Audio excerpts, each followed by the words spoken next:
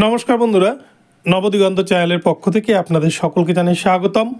তো বন্ধুরা, এখন আপনাদেরকে যে আপডেটটি দিতে চলেছি সেটি হচ্ছে এনআইএস ডিএলএডরা আদৌ 11,765 যে রিক্রুটমেন্ট প্রসেস, সেই রিক্রুটমেন্টে অংশগ্রহণ করতে পারবে কিনা, তারা চাকরি পাবে কিনা।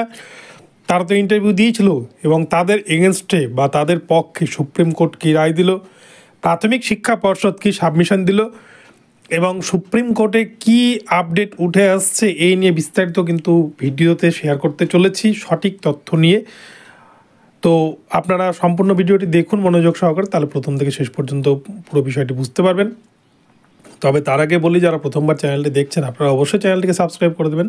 তো চলুন আমরা মূল পর্বে ফিরে যাই এবং বিস্তারিত আপডেটটি দেখে নিই। তো বন্ধুরা, গত 5/3/2025 তারিখে আপনারা দেখেছেন সুপ্রিম কোর্টে কিন্তু শুনানি হয়েছে। তো এই শুনানির হওয়ার পর থেকে অনেকেই কিন্তু ফোন করছেন, মেসেজ করছেন জানার জন্য যে আদৌ এনআইএস ডিএলএডদের বিষয়টি নিয়ে কী আপডেট উঠে আসছে। অনেক ইউটিউব চ্যানেলে কিন্তু পরিষ্কার জানিয়ে দিয়েছে যে এনআইএস ডিএলএডদের বিরাট জয় এবং 11,765-তে তারা চাকরি পাচ্ছে, এরকম কিন্তু অনেক ইউটিউব চ্যানেলে জানিয়ে দিয়েছেন। কিন্তু অর্ডার কপি না আসা পর্যন্ত কিন্তু এখনও পর্যন্ত কোনো এইভাবে কিন্তু 100% শিওর দিয়ে কিছু বলা যাবে না। হ্যাঁ, তবে এটুকুটা বলা যায়, সুপ্রিম কোর্টের যা শুনানি প্রক্রিয়া তা কিন্তু এনআইএসদের পক্ষে গেছে, এটা বলা যায়। এবং এনআইএসরা কিন্তু ফিরছে, এটাও বলা যায়। কিন্তু কিভাবে ফিরছে, কি প্রসেসে ফিরছে, অলরেডি আমরা জানি 11,765 যে প্যানেল আমাদের পশ্চিমবঙ্গে 2022 রিক্রুটমেন্ট প্রক্রিয়া, যেখানে বিএড, এনআইএস, রেগুলার ডিএলএড প্রত্যেকে ইন্টারভিউ দিয়েছিল এবং সুপ্রিম কোর্টের নির্দেশে সম্ভবত 26শে নভেম্বর 2023-এ কিন্তু এনআইএসকে বাতিল করে দেওয়া হয় এবং এনআইএসদেরকে বাদ দেওয়ার পরেই, বিএডদেরকে বাদ দেওয়ার পরেই কিন্তু শুধুমাত্র রেগুলার ডিএলএডদেরকে নিয়ে প্রাথমিক শিক্ষা পর্ষদ তারা প্যানেল বের করে।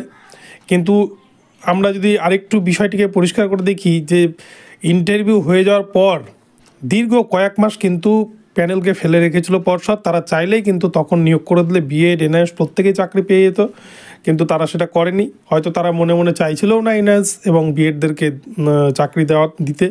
সেই জন্য প্যানেল এনআইএস এবং বিএডকে বাদ দেওয়ার সাথে সাথেই কিন্তু 1 মাসের মধ্যেই সেই প্যানেল কিন্তু তারা বের করে দিয়েছে।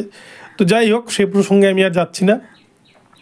তো এই 5/3/2025 তারিখে যে শুনানি, যেখানে Kaushik Das versus state of West Bengal, এখানে যে মামলা, সেখানে একটাই দাবি যে 9,533 যে নিয়োগ হয়েছে সেখানটাতে তাদের জন্য অলরেডি এখনও পর্যন্ত 2200 সিট ফাঁকা রেখেছে প্রাইমারি বোর্ড, সেই সিটটাতে তাদেরকে নিয়োগ দেওয়া হোক, এরকম একটা কিন্তু আবেদন তারা রেখেছে। তো এই জায়গায় দাঁড়িয়ে দীর্ঘক্ষণ শুনানি চলেছে, সওয়াল জবাব চলেছে।